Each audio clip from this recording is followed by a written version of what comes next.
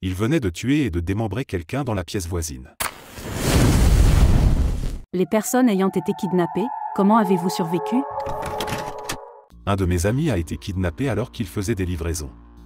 Les kidnappeurs ont pris sa camionnette pour faire un cambriolage. Ils l'ont menotté, lui ont mis un sac sur la tête et l'ont laissé à l'arrière de la camionnette pendant toute la durée du vol. Quand ils ont fini, ils lui ont dit de compter jusqu'à 100 avant de se lever et d'enlever le masque. C'est assez fou comme histoire. J'ai été kidnappé dans ma voiture à l'âge de 18 ans. J'étais suivi par ce type depuis quelques jours. J'ai vu le même camion me suivre plusieurs fois sur le chemin de l'université. J'étais sur le point de sortir de ma voiture pour aller dans une librairie, et ce type a sauté sur le siège passager avec une arme. Il m'a fait sortir de la ville pour me conduire dans un endroit isolé où son camion était garé.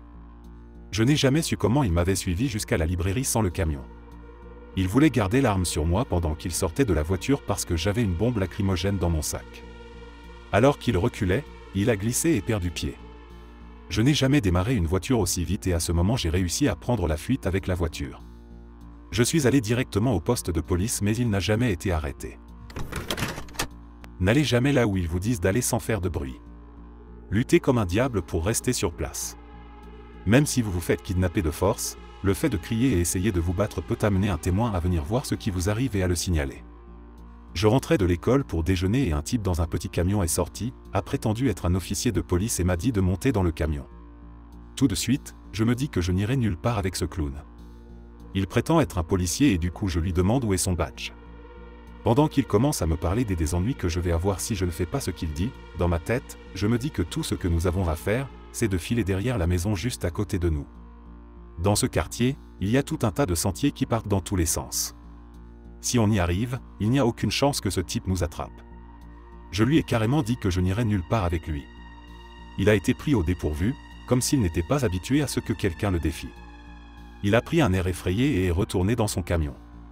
Ensuite, il a essayé de nous faire croire qu'il était un flic secret sous couverture et qu'il ne fallait dire à personne qu'il était là. Mon ami et moi, nous sommes rentrés à la maison et avons raconté à nos parents ce qui s'était passé. Ils ont appelé les flics et nous avons donné une description complète du camion et du type. Mon pote s'est même souvenu de la plaque d'immatriculation. Après ça, je ne pourrais pas vous dire ce qui s'est passé, nous n'avons jamais eu de nouvelles de la police et nous n'avons jamais revu ce type. J'ai eu beaucoup de chance. Les deux hommes qui m'ont enlevé à un arrêt de bus l'avaient manifestement déjà fait avec d'autres personnes. Ils avaient enlevé les poignées des portes de la banquette arrière, si bien que lorsque j'ai essayé de sortir à un feu rouge, je n'ai pas pu ouvrir la porte. Je suis presque sûr qu'ils avaient l'intention de me tuer après m'avoir violé. Ils m'ont conduite à une station-service abandonnée et ont commencé à m'agresser, mais au bout d'une heure environ, une voiture de police est arrivée pour voir ce qui se passait. L'homme qui se trouvait alors sur le siège arrière avec moi a menacé de me trancher la gorge si je criais, tandis que son partenaire est sorti et a convaincu le policier que j'étais sa nièce, et que lui et mon père m'avaient fait sortir pour me parler. Il a dit qu'il devait me remettre sur le droit chemin parce que je me comportais mal. Le flic a insisté pour qu'il quitte la station essence sur le champ, et il a suivi notre voiture jusqu'à l'autoroute. Ils étaient tellement inquiets qu'ils se souviennent de si mon corps était retrouvé le lendemain qu'ils ont décidé de me relâcher sur le champ. J'ai été jeté en bas d'un talus de gravier le long de l'autoroute et j'ai couru dans l'obscurité jusqu'à un restaurant ouvert à proximité. Je n'oublierai jamais que je suis resté allongé dans l'herbe humide après m'être immobilisé au bas du talus, que j'ai contemplé un ciel rempli d'étoiles et que j'ai réalisé que, bon sang, j'étais encore en vie, d'une manière ou d'une autre. Blessé, angoissé, violé et triste, mais vivante et capable de trouver une issue au traumatisme. J'ai été kidnappé bien avant que mes souvenirs ne se forment, donc tout ceci vient de mes parents et du rapport de police. En fait, une dame du service de soins infirmiers a décidé de m'adopter sauvagement en me cachant dans des draps et en m'emmenant hors de l'hôpital. Elle a été retrouvée quelques jours plus tard et j'ai été rendu à mes parents. Elle ne m'a pas maltraité, j'étais apparemment une enfant normale et en bonne santé, et elle a même acheté des choses coûteuses pour s'occuper de moi. Je l'ai rencontrée à l'adolescence, je lui ai demandé « Pourquoi moi ?» et elle m'a répondu que c'était parce que ma famille n'avait pas rempli les papiers correctement, donc il était plus facile de m'enlever et de lui donner potentiellement plus de temps pour disparaître avec moi. J'ai été kidnappé à l'âge de 7 ans par un membre de ma famille qui m'a dit qu'il m'emmenait manger une glace. Il m'a laissé sur un banc à l'extérieur d'un bar lorsque le barman lui a dit qu'il ne pouvait pas faire entrer d'enfants. C'était un sale bar de motards à Las Vegas dans les années 90. J'étais jeune, j'avais peur et je ne comprenais pas bien la situation. Je ne comprenais pas pourquoi nous n'allions pas chez un marchand de glace. Le membre de la famille est sorti avec 2 hommes qui m'ont complètement terrifié. L'un d'eux a touché mes cheveux roux bouclés et m'a fait un grand sourire. Je me souviens que je ne savais pas quoi faire, alors j'ai commencé à crier en chantant une musique chrétienne. Ils ont été effrayés par le fait que je n'arrêtais pas de chanter et sont rentrés dans le bar. J'étais vraiment un gamin bizarre, mais crier en chantant pour se défendre, c'était plutôt intelligent. Je suis resté seul sur le banc quand un homme s'est approché et m'a demandé où étaient mes parents. Je lui ai dit que je n'avais pas eu de glace et que je voulais retourner chez ma mère, mais qu'un membre de ma famille m'en avait empêché. Il est entré dans le bar mais en est ressorti 1 minute plus tard et s'est assis avec moi jusqu'à l'arrivée de la police. 20 ans plus tard, ma mère a vu ce membre de sa famille pour la première fois. Il était en soins palliatifs mais s'est rendu aux funérailles d'un autre membre de la famille. Lorsque tout le monde est parti, il attendait le bus pour rentrer chez lui lorsque ma mère lui a donné un coup de poing au visage. J'aime ma mère. J'ai été kidnappé sous la menace d'une arme avec mon jeune frère et ma mère âgée d'une vingtaine d'années, alors que j'étais au jardin d'enfants. Mon père n'avait pas bien pris le divorce et souffrait déjà de troubles psychiatriques. Il nous a donc tous forcés à monter dans son camion et nous a conduits de la Californie au Mexique. À l'époque, mes parents nous ont dit que nous faisions un voyage en famille. Je me souviens du trajet, des achats dans un marché de rue et de l'accueil par les gyrophares des voitures de police lorsque nous sommes rentrés aux États-Unis. Les policiers étaient gentils et nous laissaient nous asseoir dans la voiture de police. Je me souviens d'avoir été très enthousiaste. La chose suivante dont je me souviens, c'est d'être rentré à la maison et d'avoir trouvé des animaux morts. Ensuite, j'ai été contrarié d'avoir manqué la journée des photos à l'école lorsque j'ai vu les autres enfants recevoir leurs photos. Je ne sais pas combien de temps nous sommes restés au Mexique, mais peut-être que cela aidera à fixer le cadre temporel. Je ne sais pas ce qui se serait passé si mon père n'avait pas décidé de nous ramener.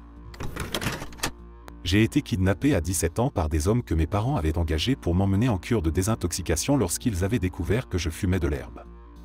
Je dînais avec mes parents quand, tout à coup, ils se sont levés et sont sortis de la pièce sans explication, puis, quelques secondes plus tard, 2 énormes types ont surgi de nulle part, bloquant les 2 sorties de la cuisine, et m'ont demandé de les suivre. Comme ils ne se sont pas identifiés et qu'ils ne m'ont pas dit ce qui se passait, j'ai supposé que j'étais vraiment kidnappé, alors j'ai attrapé un tabouret de cuisine et j'ai commencé à me balancer. J'en ai mis un à terre, mais l'autre m'a plaqué et menotté. Après m'avoir fait monter de force dans une voiture, ils m'ont expliqué qui ils étaient et qu'ils m'emmenaient dans un programme de nature sauvage. J'ai passé les heures suivantes à m'excuser, et à essayer de les mettre le plus possible de mon côté. Cela a marché, car ils se sont arrêtés pour manger et m'ont dit qu'ils m'enlèveraient les menottes et me laisseraient manger si je promettais de bien me comporter. J'ai été un citoyen modèle pendant tout le dîner et lorsque nous sommes remontés dans la voiture, ils ne m'ont pas remis les menottes. Quelques heures plus tard, nous nous sommes arrêtés pour faire le plein. Il faisait nuit et j'ai demandé à aller aux toilettes. Un gars était en train de faire le plein et j'ai remarqué que le gars qui m'escortait aux toilettes boitait beaucoup. J'ai appris plus tard que je lui avais brisé la rotule avec le tabouret, alors je me suis dit que c'était l'occasion de m'enfuir. J'ai pris mes jambes à mon cou, j'avais une bonne longueur d'avance sur le gars qui pompait de l'essence et le type qui boitait ne pouvait pas suivre. J'ai couru dans les bois à côté de la station-service et j'ai continué à avancer. Pour résumer, j'ai trouvé une route, j'ai fait du stop jusqu'à la ville la plus proche et, heureusement, j'avais encore mon portefeuille sur moi pour acheter un billet de train. J'ai passé les mois suivants à me cacher jusqu'à ce que j'aie 18 ans et que mes parents ne puissent plus me toucher. Je n'ai pas été kidnappé, mais presque.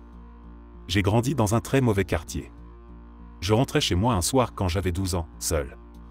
2 types dans une voiture m'ont interpellé en tenant une carte et en ayant l'air totalement désorienté. Je me suis dit qu'ils avaient besoin d'indications. Je me suis approché assez près pour entendre, ce qui signifie assez près pour être attrapé. Le type a commencé à essayer de me tirer par la fenêtre. J'ai paniqué. Je voyais du ruban adhésif et de la corde sur la banquette arrière et je savais que si je ne m'échappais pas, je serais morte. J'ai donné un coup de poing aussi fort qu'une fille de 12 ans peut le faire, je suis entré en contact avec lui, j'ai entendu un craquement et on m'a immédiatement lâché. J'ai cassé le nez du type.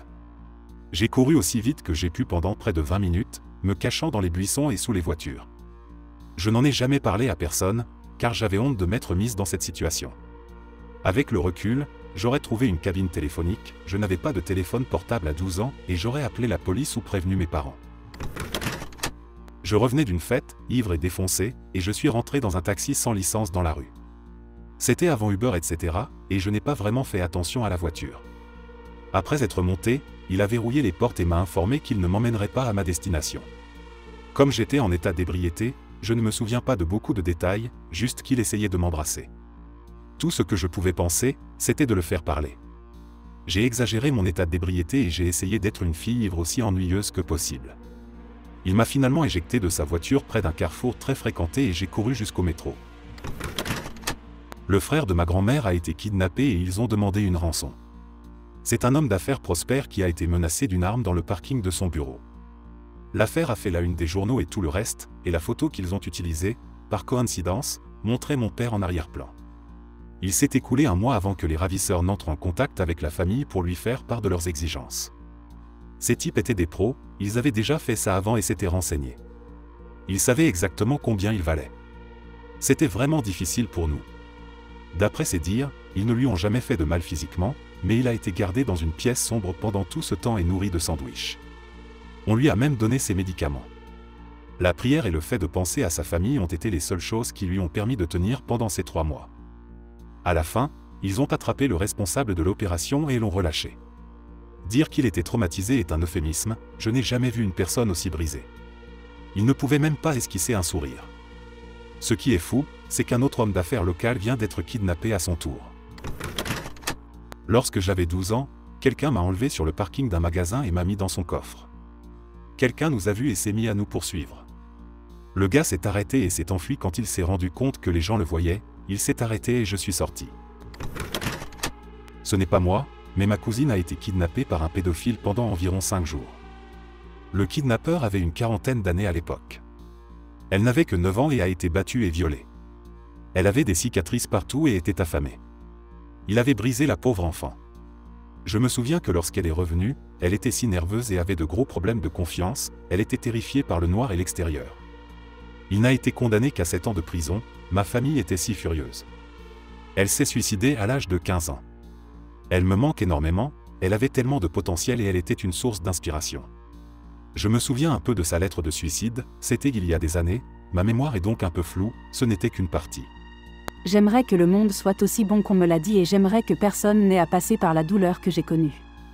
Ce n'est pas parce que j'ai abandonné que vous devez tous le faire, à ma famille je suis désolée et je vous aime à la folie, mais cet oiseau est prêt à déployer ses ailes. J'ai perdu mon innocence et j'ai vu des choses que personne ne voudrait voir. J'espère que je ne vous manquerai pas trop. Je sais qu'elle est dans un endroit meilleur maintenant et je sais qu'elle veille sur nous. Mais cela a vraiment brisé ses parents et ses frères et sœurs. La mère souffre de dépression, le père est alcoolique et le frère aîné est toxicomane. Le seul avantage, c'est que le jeune frère s'en sert comme d'une force et fait de son mieux pour aider sa famille. Il est à l'université et suit une formation de thérapeute. Je lui souhaite bonne chance, car il faudra beaucoup de temps et d'efforts pour ramener cette famille à la vie.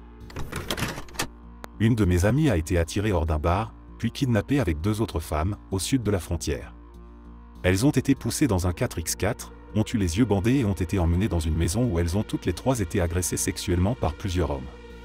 Certains d'entre eux étaient ensanglantés, car ils venaient de tuer et de démembrer quelqu'un dans la pièce voisine. Elle m'a dit qu'elle pouvait entendre les victimes crier. À la fin, les criminels se sont accordés à dire que la chose la plus facile à faire était de les tuer parce qu'ils étaient fatigués et qu'ils n'avaient pas envie de les ramener en ville. L'un d'entre eux, l'un des premiers à les avoir attirés, était le seul à résister à ce plan. Il a dit qu'il avait encore un peu d'énergie et qu'il allait donc les conduire quelque part et les abandonner. C'est ce qu'il a fait, en les laissant sur une route quelque part. Merci d'avoir écouté jusqu'à la fin, n'hésitez pas à vous abonner, à aimer la vidéo et à partager vos histoires en commentaire.